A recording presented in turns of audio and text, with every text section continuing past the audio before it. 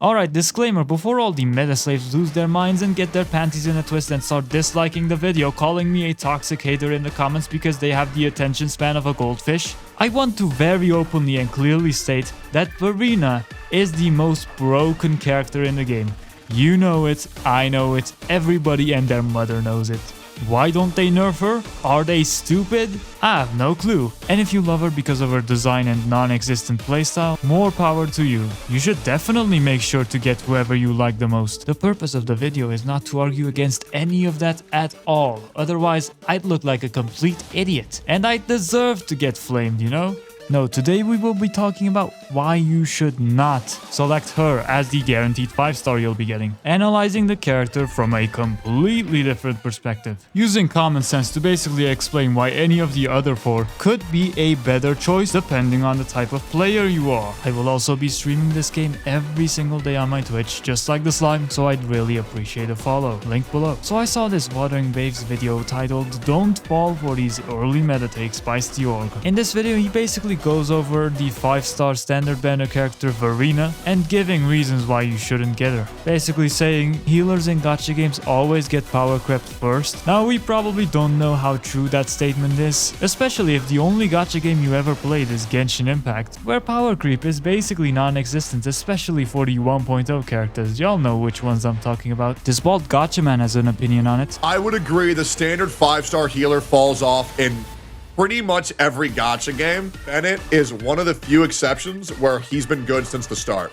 But in my honest opinion, she's genuinely just too broken to be power crept. It's different this time. We're not talking about Chi-Chis or Bailus here, man. She's literally this game's equivalent of Bennett. And honestly, she'll either get nerfed or she'll never be power crept, because if you make a character more broken than this, well, the challenge itself in the quote-unquote challenging game is just gonna vanish. His second point is the fact that the revive cooldown being 10 minutes is way too long and nobody's gonna wait for that. Which is fair, but that generally depends on what you're fighting. If you're just exploring the world, it's not that long at all. But if you're constantly fighting boss after boss, yeah, that timer's probably gonna get on your nerves then. And his last point is basically that we will get dedicated buffers in the future anyways, but I highly disagree because she's actually good at both. To the point where you probably don't need a dedicated buffer anymore. And obviously because he didn't go too much into detail, you can imagine the type of backlash he's getting from this. Someone stop him!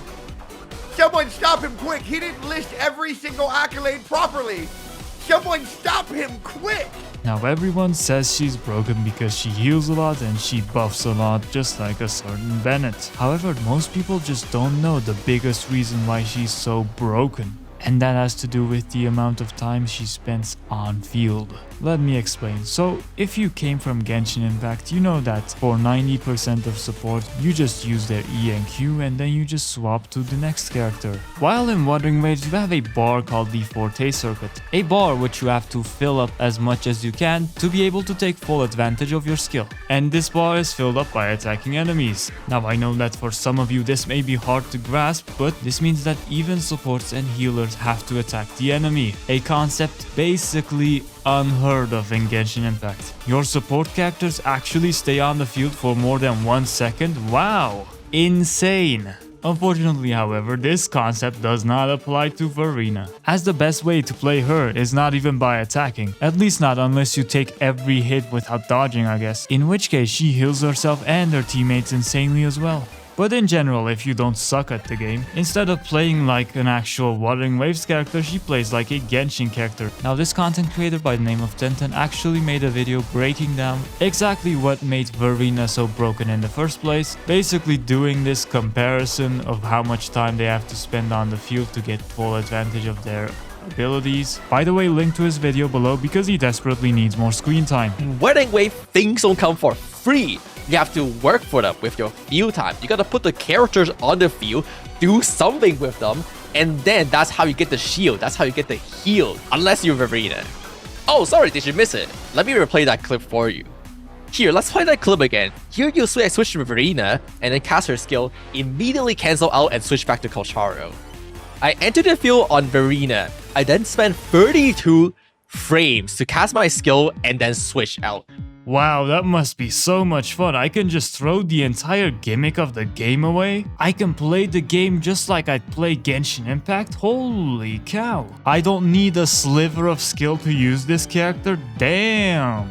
In half a second, Verina is able to accomplish two things. Verina's skill cast will give her entire team a 20% attack boost. Just by casting her skills, she will generate about a third of her QTE energy. And so if you play the game normally, you're able to get her entire QTE bar filled up within just 3 switches. And that unlocks her second buff. Filling that entire QTE bar unlocks you the outro skill, which recover your entire team HP, but also additionally give you a 15% increase in damage for 30 seconds. So what actually makes Verina this strong is combining those numbers with her speed of being to output those skills. She is the one character that doesn't need to be on field at all. While Baizi, the other healer of the game, as of now there are only 2, she actually needs to be on field to take full advantage of her kit. Crazy, I know. So Wuthering Waves introduces this gimmick, completely separating itself from Genshin,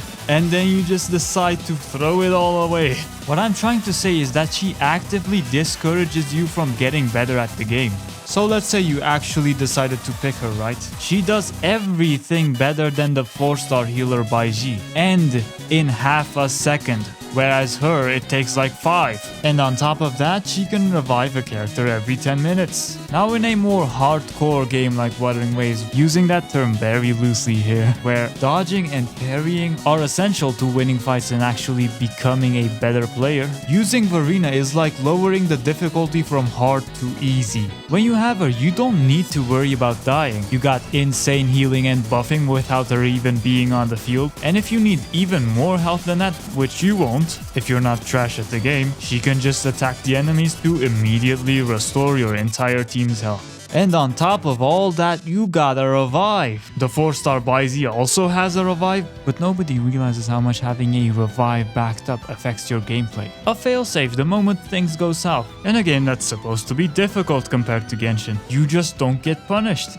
But I guess they just wanted to cater to everyone, because we all know not everyone likes retrying bosses because of their skill issue, you know? Kids nowadays quit the game when they don't defeat the boss in the first run. They just don't have the attention span they used to back in the day of no internet. And on that front, it's probably the best move they could have made. When you have a revive, you have this sense of, oh, I don't need to try my best anymore. I can take a few hits, worst case scenario, I just get revived. And that is precisely what discourages you from actually getting better at the game. If the game prevents you from dying because you played sloppily, then it's not hard anymore. It's the exact same thing as Genshin, where you just feed the character that died. You get a 2-minute cooldown, but it is what it is. Point is, if you want to get better at the game, don't get Verina. If you actually want to end up in tough spots in a fight, just don't get her. If you want to actually improve yourself and prepare for the fights that will one-shot you, yes, I mean genuinely, high-level bosses actually one-shot you in this game. And trust me, no amount of healing can save you from that one shot. In those situations, all you'll be able to do is dodge and parry. You'll either learn to master the game from the start, or you'll just die dozens of times to the same boss because you simply didn't bother actually trying to get better at the game.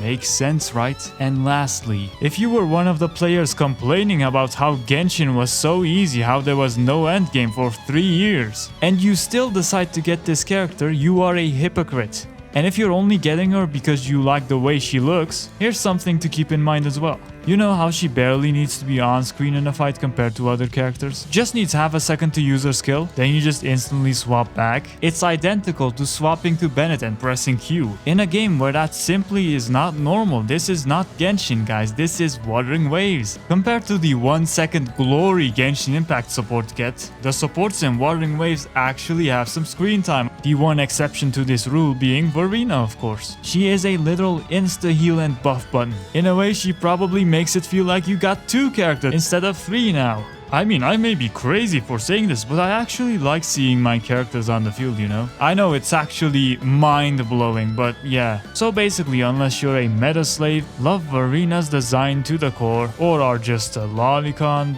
you really shouldn't get her. It's also rumored that Jianshin's kit will get fixed, so there's that as well. So any of the other 4 are likely to make you not only enjoy the game more, but also make you a better player in the long term. Because it's better to get someone you actually like, rather than just, oh, she makes the game easy, let me just get her and never bother trying to become better at the game ever. Whatever the case, at the end of the day, this choice is obviously up to you. You'll have to decide for yourself, Rover. You'll either take my advice or be like this guy.